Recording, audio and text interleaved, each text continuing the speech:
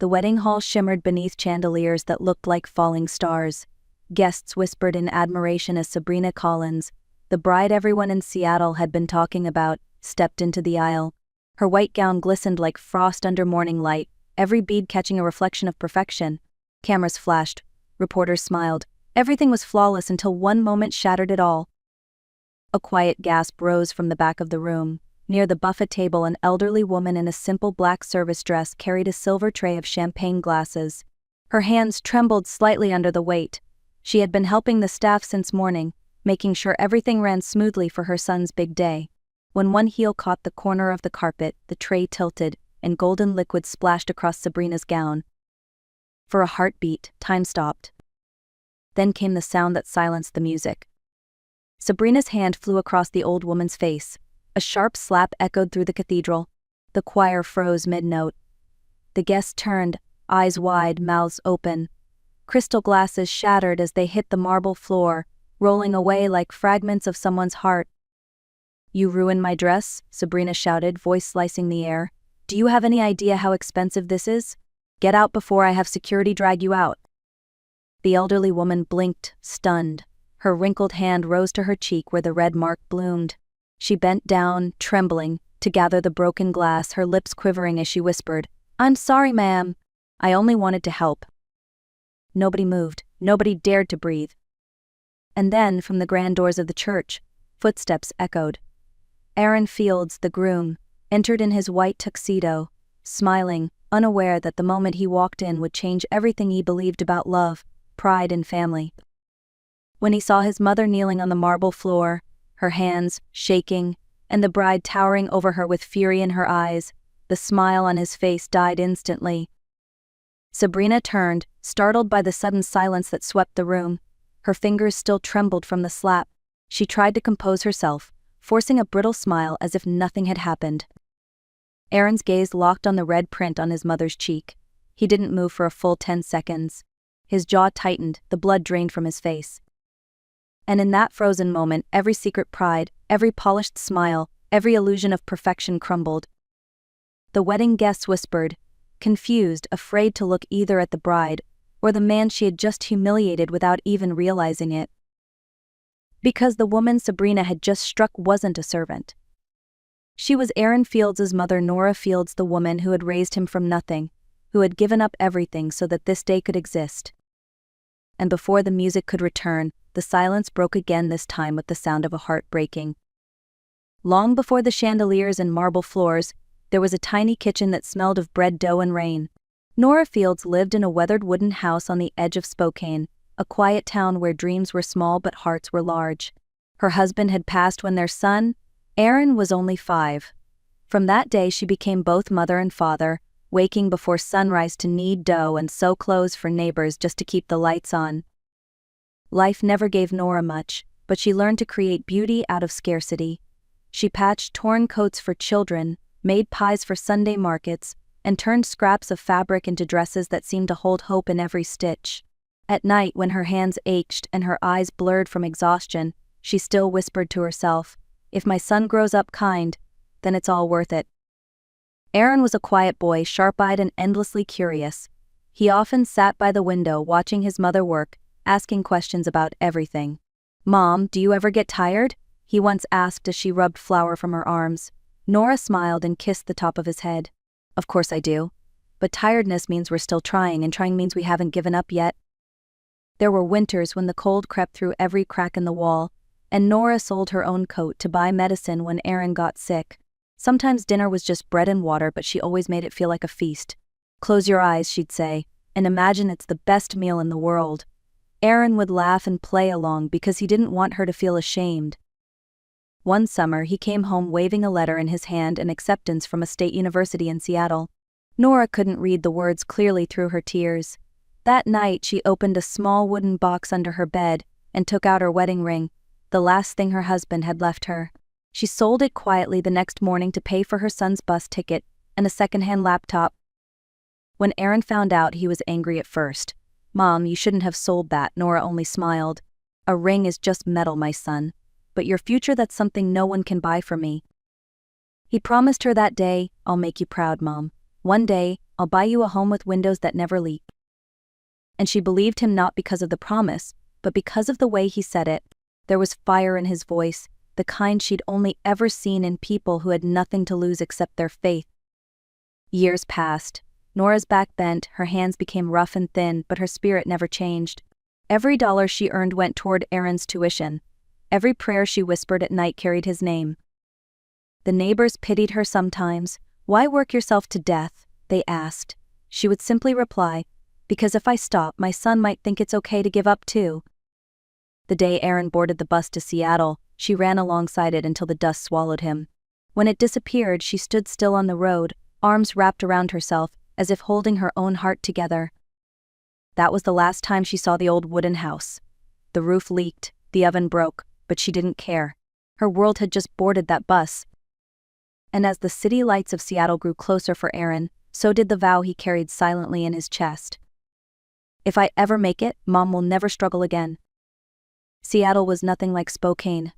It was louder, faster, brighter, a place where dreams either soared or shattered. For Aaron Fields, it was both terrifying and thrilling. He worked part-time at a cafe, studied engineering by day, and coded late into the night on an old laptop that often overheated. But every time exhaustion crept in, he thought of his mother, her tired hands, her quiet smile, her faith that never wavered. During his final year of college, Aaron joined a research program focused on using technology to assist senior citizens. It reminded him of Nora, who sometimes forgot small things where she put her glasses, or the key to the shop. The idea stayed with him. What if there was a way to help people like my mom stay independent but never feel alone? That thought became the seed of his future.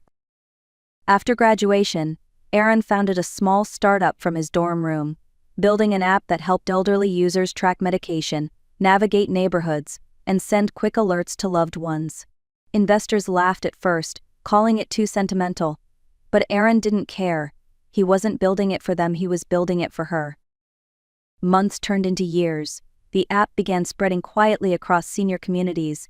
Then, one day, a local news outlet featured his story, the son who built tech for his mother. Overnight, downloads exploded. Partnerships followed. By the time he was 30, Aaron Fields was one of the youngest CEOs in Seattle's tech scene. But instead of celebrating, he booked a ticket home. When Nora opened the door that evening, she almost didn't recognize the tall man in the suit. "Aaron?" she whispered. He smiled, holding out a bouquet of lilies, the kind she used to grow behind their old house. "I told you I'd buy you a home with windows that never leak." He moved her to Seattle soon after, into a cozy modern house with a garden filled with her favorite daisies. To everyone else, Aaron was a visionary entrepreneur. To Nora, he was still the boy who ate burnt bread and called it dinner. Every morning she woke early to make him breakfast, just as she used to. The housekeepers often tried to help, but Aaron always said the same thing: let her do what she loves. That's her way of staying alive. In the evenings they'd sit on the porch, watching the city lights shimmer like fireflies. Nora would sometimes whisper, "You've done enough, my son," and Aaron would reply softly, "Not even close." Because to him, every success, every headline, every award, all of it belonged to the woman who believed in him before the world even knew his name. It was during a charity gala for children's hospitals that Aaron first met Sabrina Collins. She was radiant under the soft glow of the ballroom lights, a woman who seemed to have stepped straight out of a magazine cover. Her laughter floated easily through conversations, and her eyes carried the effortless confidence born from privilege. Sabrina came from a well-known family in Los Angeles, owners of a luxury design brand. She'd recently opened her own boutique in Seattle and was building her name as the next fashion visionary. When she met Aaron, she already knew who he was, the tech entrepreneur who had risen from nothing. "I've heard about you," she said, smiling as cameras flashed around them. "The genius who builds apps for people who actually need them. That's rare in this city." Aaron was taken aback by her charm. She seemed grounded, kind, even humble at first. They talked for hours about philanthropy and business, but what really captured him was how she listened, or at least, seemed to. For the first time in years, he felt seen not as a CEO but as a man. When he brought Sabrina home to meet Nora, she arrived with flowers and expensive chocolates. Her tone was polite, but her eyes scanned the modest kitchen and the hand-stitched curtains with quiet disdain. Nora noticed but said nothing. She simply smiled and offered Sabrina a slice of her homemade pie. Sabrina took a small bite, smiled sweetly. then whispered later to a friend on the phone. A billionaire's mother shouldn't smell like bread dough. Aaron never heard it. He was too busy watching her smile, believing it was love. Over the following months, Sabrina wove herself into every part of his life. She organized his events, advised his wardrobe, and charmed his investors. To everyone else, she was the perfect partner, elegant, confident, supportive. But when Nora entered a room, Sabrina's warmth vanished like light behind a cloud. Nora felt it in every glance and every silence, yet she chose patience over confrontation. One evening, as she folded laundry, she told herself softly, "If she truly loves my son, she'll learn what respect means." But deep down, she knew some lessons don't come easily, especially to those who've never known humility. The morning of the wedding arrived wrapped in clouds and soft rain, the kind Seattle was famous for. It felt poetic to Aaron. Rain had always reminded him of beginnings. The cathedral gleamed with white roses, crystal chandeliers, and rows of guests dressed in silk and gold. Every moment was designed to look perfect, every detail Sabrina had planned to the last pearl. Nora Fields arrived early. She wore a simple dress she'd sewn herself from pale blue fabric, with a silver brooch she had kept since her wedding day. It was the only piece of jewelry she owned. When she walked in, no one noticed her at first. She preferred it that way. She quietly checked that the flowers were fresh, that the candles burned evenly, that her son's big day would unfold without flaw. But the staff were short-handed, and Nora had never been one to stand by when help was needed. So when the caterers rushed past with trays and glassware, she tied a plain black apron over her dress and began to assist, carrying drinks to guests, making sure every detail stayed perfect. At that same moment, Sabrina Collins stood before a mirror in a separate room, surrounded by bridesmaids and stylists. Her reflection was flawless, her gown pure white silk that shimmered with every movement. Yet behind her painted calm, there was irritation. She had noticed earlier that Nora was walking around the hall. "Why is she dressed like that?" she muttered. "Couldn't she at least wear something decent?" Her maid of honor laughed nervously, unsure what to say. Moments later, the music began, signaling the start of the ceremony. Guests stood. Cameras flashed. Sabrina's entrance was cinematic. As she walked down the aisle, heads turned in admiration. The only person who didn't look at her with awe was the elderly woman in the far corner, Nora, watching with quiet pride and trembling hands. After the vows and the applause, the reception began. Laughter filled the hall, champagne sparkled in crystal glasses, and the choir's voices rose to the vaulted ceiling. In the corner, Nora continued helping serve guests, discreet and content, until one small misstep changed everything. Her shoe caught on the carpet. The tray in her hands tilted. A few drops of champagne fell, splashing onto the lower edge of Sabrina's pristine gown. Gasps echoed. For one brief second, Nora froze, horrified. "I'm so sorry, dear, let me fix it," she said softly, reaching for a napkin. But Sabrina's expression hardened. Her voice rose, sharp and cutting. "Are you blind? Do you even know how much this dress costs?" And then, before anyone could stop her, her hand struck Nora's face. The sound cracked through the music, turning every laugh into silence.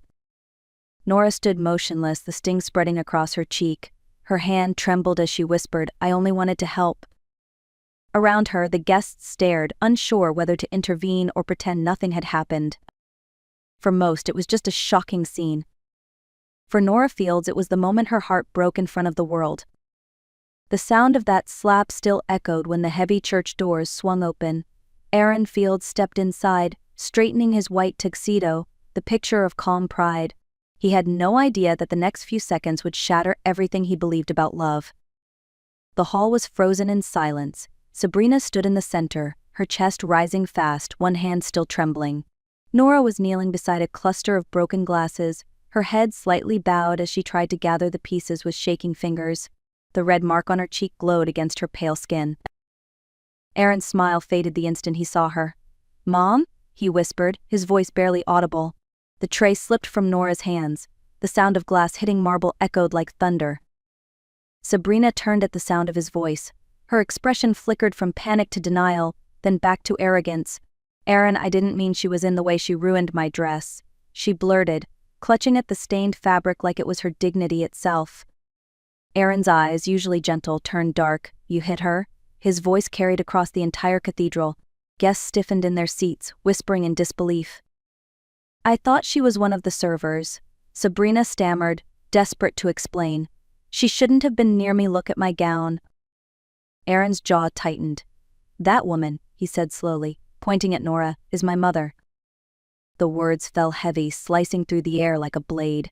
Gasps rippled through the crowd. A photographer lowered his camera, a bridesmaid covered her mouth. Someone in the back whispered, "Oh my God." Sabrina's eyes widened. Your mother, she repeated, her voice cracking. I didn't know. Aaron's voice deepened, trembling with controlled fury. You didn't know because you never cared enough to find out. No one dared move. Even the choir stood frozen, their hymn books half open. Aaron walked to his mother and knelt beside her, gently lifting her trembling hands away from the broken glass. Mom, are you hurt? He asked softly. Nora shook her head, forcing a small smile that broke his heart even more. It's all right, son. Let's not make a scene. But the scene had already been made. The world had just witnessed a bride slap her future mother-in-law, and the groom standing at the altar could no longer recognize the woman he was about to marry. By nightfall, the story had already escaped the walls of the cathedral. A guest's video of the slap hit social media, and within hours it spread like wildfire. Bride slaps elderly woman at her own wedding, the headline read. By morning, every news outlet in Seattle carried the story with one chilling update. The woman in the video was the groom's mother. Public opinion turned fast. Sabrina's once envied image as a fashion icon dissolved overnight. Her brand sponsors withdrew, magazines canceled interviews, comment sections flooded with outrage. How can someone so beautiful be so cruel? She hit his mother. What kind of heartless woman does that? Sabrina tried to hide from the cameras, but they found her everywhere outside her apartment, her store, her family's estate. Every lens captured the same picture, a woman once adored, now shattered by her own arrogance. Meanwhile, Aaron refused every interview request. He stayed silent, spending his days with Nora in their quiet home on the edge of the city. The only sound in that house was the soft ticking of the clock and the rain tapping against the windows. Sometimes he looked at his mother's face, still faintly marked, and anger surged again. But Nora would always stop him with a gentle look. Don't let hatred grow roots, my son. It will choke the good in you. A week later, Aaron broke his silence. He held a small press conference standing beside his mother. Cameras flashed as he spoke with steady composure. Respect for parents isn't an old tradition, it's the foundation of who we are. Wealth and status mean nothing if you forget that. Then he made it official. He was filing charges against Sabrina Collins for public humiliation and elder abuse. His words echoed through the room. No one, no matter how rich or famous, has the right to disgrace another human being.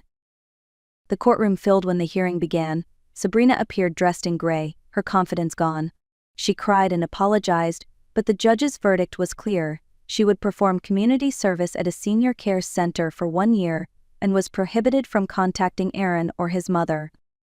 When the decision was announced, Nora simply closed her eyes. She felt no victory, only sorrow that things had fallen so far. Because in her heart, revenge was never the goal, only respect. Months passed, and life slowly settled into quiet rhythm again. The scandal faded from headlines, replaced by newer stories and fleeting distractions. But for Nora Fields, some wounds didn't heal with time. They softened, yet stayed deep. She often sat by the window with her tea, watching the city lights blur against the drizzle, wondering what had become of Sabrina. One chilly afternoon, while visiting a senior care center to deliver donated blankets, Nora saw a familiar figure at the far end of the hall. A young woman in a gray volunteer uniform was helping an elderly man adjust his wheelchair. The woman's once luxurious hair was tied back in a simple ponytail. Her face was thinner, her eyes quieter. It was Sabrina Collins. For a moment Nora froze. The memory of that slap flashed before her eyes, the sting, the silence, the humiliation. But as she looked closer, she saw something else. Sabrina's hands were steady, her tone gentle. When she noticed Nora standing there, she went pale, then slowly walked forward, eyes wet with tears. Mrs. Fields, her voice trembled. I didn't think you'd ever want to see me again. Nora didn't answer at first. The air between them felt heavy with everything unspoken. Sabrina swallowed hard. I know I can't undo what I did. I don't ask for forgiveness.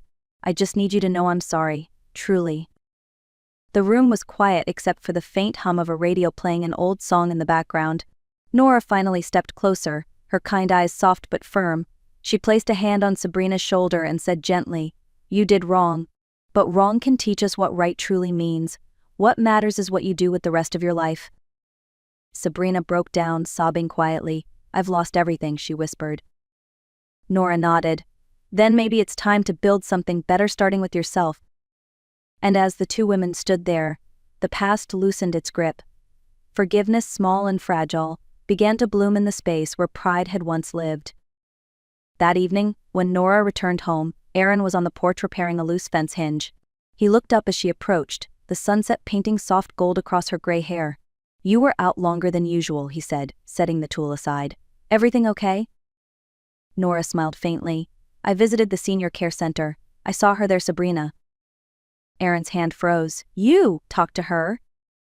"I did," she said softly. "She's not the same woman anymore. Life has humbled her." Aaron leaned back against the railing, his brow furrowing. "I don't know if I could ever forgive her for what she did to you." Nora looked out toward the horizon where the light met the clouds. "Forgiveness isn't for her, son. It's for us. If I don't forgive, my heart stays chained to that day. And if I'm still trapped there, then she still owns a piece of me. I won't let anger take that from me, too." Aaron was quiet for a long time. The rain had stopped, leaving a clean scent in the air. He finally said, "You've always been stronger than me, Mom." She laughed softly. "No, Aaron. I just learned that strength isn't about holding grudges, it's about knowing when to let go." Inside, the small house felt warm. Dinner was simple vegetable soup, bread, and 2 cups of tea. They ate in comfortable silence. The world outside buzzed with ambition and noise, but within those 4 walls, peace lingered like a gentle hymn. As the night deepened, Nora sat by the window, watching raindrops slide down the glass. Aaron joined her, resting his hand over hers. "Do you ever wish things had gone differently?" he asked. Nora thought for a moment. "No, because pain is a teacher too. That slap hurt my face, but it opened her eyes and reminded the world of something we keep forgetting." "What's that?" he asked quietly. "That money builds houses, but respect builds homes. Success means nothing if gratitude is gone." Aaron nodded, the truth settling in his chest like a quiet fire. "You know, I canceled a wedding that day," he said, half smiling, "but I think it was really a lesson disguised as heartbreak." Nora reached over and patted his hand. Heartbreaks can be blessings if they make us kinder. Outside, the city shimmered under the streetlights. Somewhere in the distance, the sound of church bells drifted through the mist, soft, steady, forgiving. The camera would have lingered there if this were a film on a mother and son sitting side by side, 2 silhouettes against a glowing window, the world outside still spinning but their hearts finally still. And if the story had to leave one message behind, it would be this: a mother's worth cannot be measured by wealth or status. Her wrinkles are the map of every sacrifice that built us. Her silence carries the weight of love no diamond can match. So, if your parents are still alive, don't wait for a special day. Send them a message, 3 simple words that can heal years of distance. "I love you, Mom." Because sometimes the simplest words are the ones they've been waiting their whole life to hear. Thank you for staying with us until the end of this story. Some wounds fade, but the lessons they leave behind never do. Nora and Aaron's story isn't just about humiliation or forgiveness, it's about remembering where we come from and the hands that shaped us. If this story touched your heart, don't just scroll away. Leave a comment below, tell us where you're watching from, and share one thing your parents taught you that still guides your life today. Hit like if you believe gratitude is stronger than pride. Subscribe to The Art of Revenge for more stories that remind us the truest victories aren't about revenge, they're about redemption. And tonight, before you sleep, whisper the words every parent deserves to hear. I love you, Mom. I love you, Dad. Because forgiveness may end a story, but love is what keeps it alive.